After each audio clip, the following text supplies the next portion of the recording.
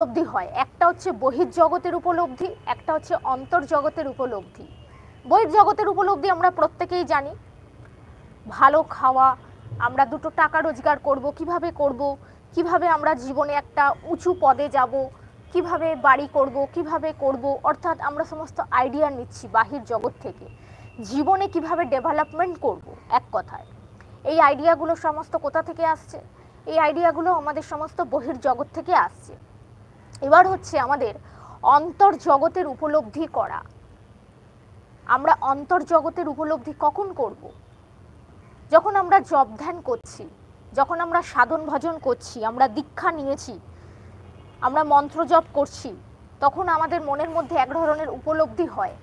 এটা হচ্ছে আমাদের অন্তর্জগতের উপলব্ধি। আপনি 1 ঘন্টা জপ করলেন, আপনার মনটা শান্ত হয়ে গেল। এই যে মনটা শান্ত হলো, এই উপলব্ধিটা আপনি অপর কোনো মানুষের সাথে শেয়ার করতে পারবেন না। কেন? এটা একমাত্র আপনার নিজস্ব উপলব্ধি, পার্সোনাল। আমরা বলি না, মোবাইলটা আমাদের পার্সোনাল, এটি কাউকে দেয়া যাবে না, নম্বরটা আমার পার্সোনাল, কাউকে দেয়া যাবে না। না, বাইরের জগতের যাবতীয় যা কিছু এ ধরনের এই পেনটা, এই মাইক্রোফোনটা, এগুলো হচ্ছে সমস্ত বাইরের জগতে।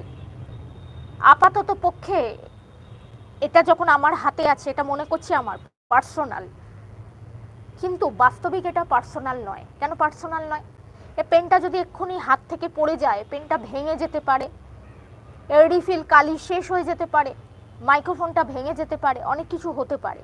তার মানে এই জগৎটা আমরা যাবতীয় যা কিছু দেখছি, এমনকি দেহটা এখন সুস্থ আছে, একটু পরে এটা অসুস্থ হতে পারে, জ্বর আসতে পারে, আরও কিছু হতে পারে, যাই হোক।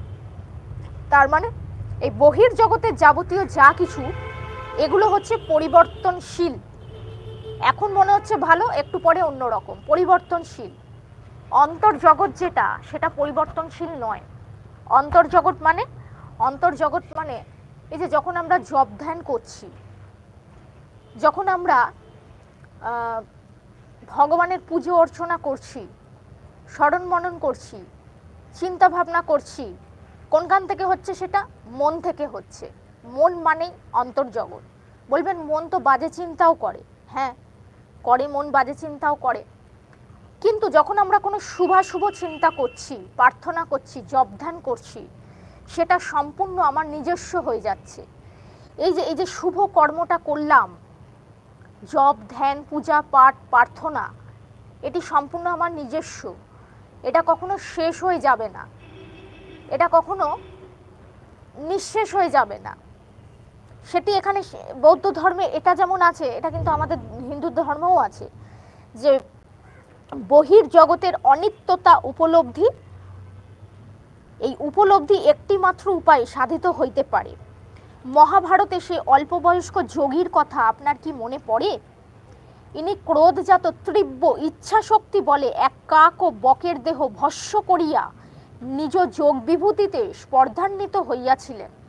তারপর নগরে গিয়া প্রথমে রুগ্নপতি শুশ্রূষাকারিণী এক নারীর সহিত, পরে ধর্মবেদের সহিত তাহার সাক্ষাৎ হইল, যাহারা উভয় নিষ্ঠা ও কর্তব্যরূপ একই মার্গ অবলম্বনে তত্ত্বজ্ঞান লাভ করিয়াছিলেন। এবার আবার স্বামীজিকে প্রশ্ন করছেন, তাহা হইলে আপনি এদেশের নারীগণকে কি বলিতে চান? আপনার এই এদেশের, অর্থাৎ সেই সময় বিদেশে এই মেয়েদের প্রতি স্বামীজির মনোভাবটা কি, এটা প্রশ্ন করছেন স্বামীজি। কেন? আমি পুরুষগণকে যাহা বলিয়া থাকি, নারীগণকেও ঠিক তাহাই বলিব। ভারত এবং ভারতীয় ধর্মে বিশ্বাস করো, তেজস্বিনী হও, আশায় বুক বাঁধো, ভারতে জন্ম বলিয়া লজ্জিত না হইয়া উহাতে গৌরব অনুভব করো। আর স্মরণ রাখিও, আমাদের অপরাপর জাতির নিকট হইতে কিছু লইতে হইবে বটে, কিন্তু জগতের অন্যান্য জাতি অপেক্ষা আমাদের অপরকে দিবার জিনিস সহস্র গুণ বেশি আছে। ভীষণ ইম্পর্টেন্ট। স্বামীজির যে মনের ভাব, সেই মনের ভাবটা আমরা যখন জানতে পাচ্ছি, এটা আমাদের ভারতবাসী হিসেবে ভীষণ গৌরবের কথা। কি বলছেন দেখুন স্বামীজিকে জার্নালিস্ট একটার পর একটা প্রশ্ন করে যাচ্ছেন, এবং স্বামীজিও নির্দ্বিধায় সে